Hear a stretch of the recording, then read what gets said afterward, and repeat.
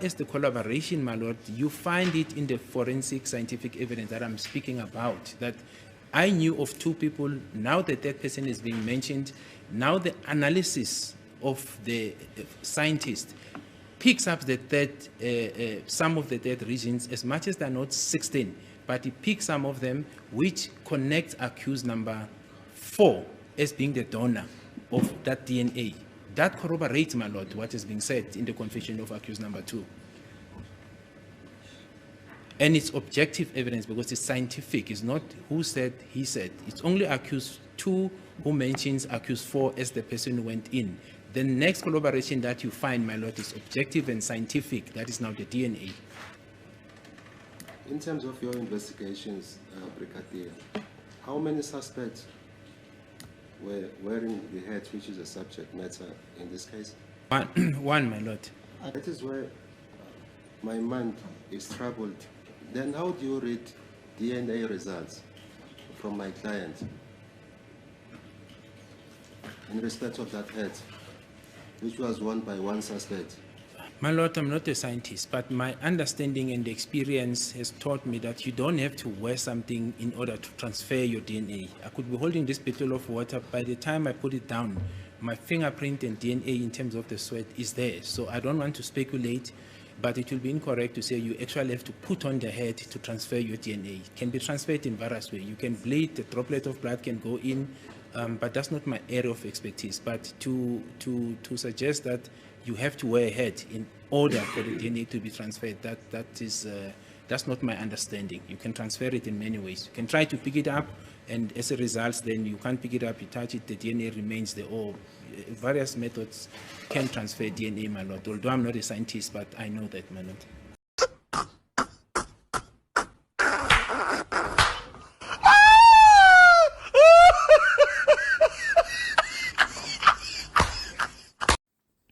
Good afternoon, everyone, and thanks for tuning in.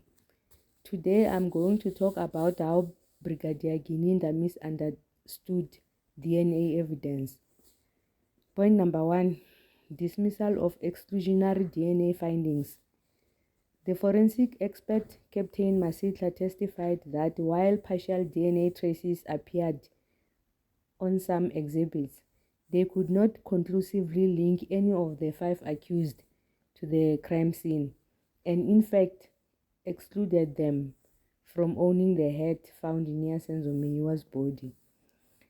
The brigadier nonetheless refused to concede that exclusion meant suspects could be ruled out, insisting that not excluded still support his intruder theory. Point number 2, misinterpreting partial matches and inconclusive results. In this instance, Gininda conflated notion of a partial DNA profile with a positive identification. He overlooked that partial or mixed profiles only indicate fragments of a genetic material, not certainty of origin, and that inconclusive results do not equate to inclusion. That's how desperate he is. By treating non-exclusion as proof of presence, he ignored the standard forensic guidelines on interpreting low quantity and degraded samples.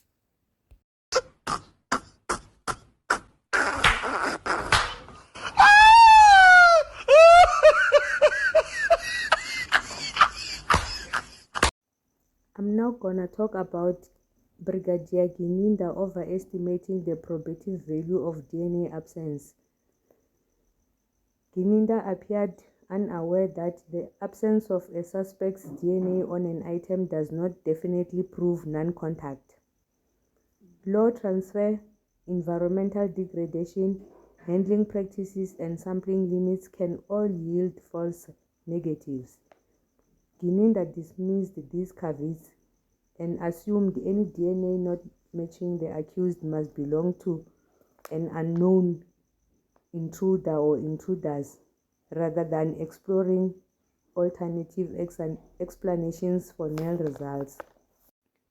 Who can believe that the old brigadier also ignored chain of custody and contamination risks? Brigadier Gininda failed to address how lapse in evidence produce misleading DNA outcomes. Without rigorous chain of custody, documentation, and contamination control, trace DNA may transfer between items or via laboratory error.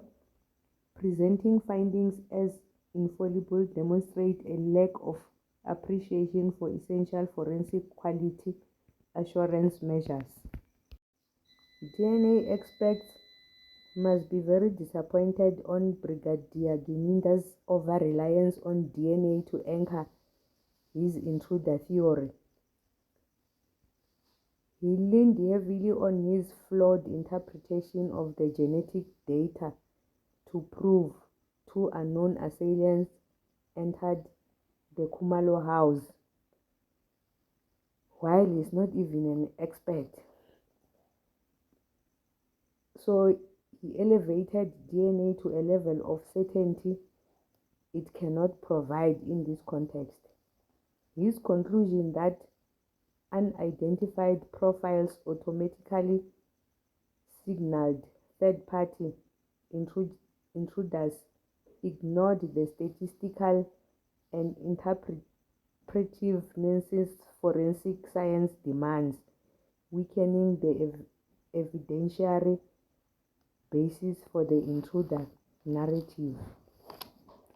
Thank you very much for watching this video. Kindly like, share, leave your comments. I would also like to know how you think about how Brigadier Gininda understands how DNA works. Have a lovely evening. Bye.